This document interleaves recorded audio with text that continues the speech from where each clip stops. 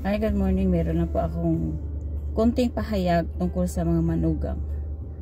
Mga manugang na hindi marunong rumispito, hindi marunong gumalang sa mga biyanan.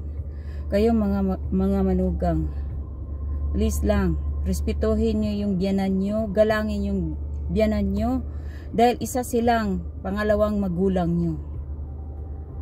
Alam nyo ba, pag binastos nyo yun at hindi nyo nirespeto ang biyanan nyo, gaano kasakit sa kanila yun, sa kalooban nila. Dahil kayo mga manugang, tinuturing nyo na kayo ng isang anak. Ang sakit-sakit para sa kanila yun, na mga biyanan.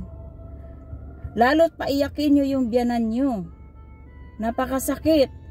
Kahit alam nyo, kahit anong sipag nyo, magtrabaho kayo, kakapusin at kakapusin pa rin kayo. Alam nyo kung bakit?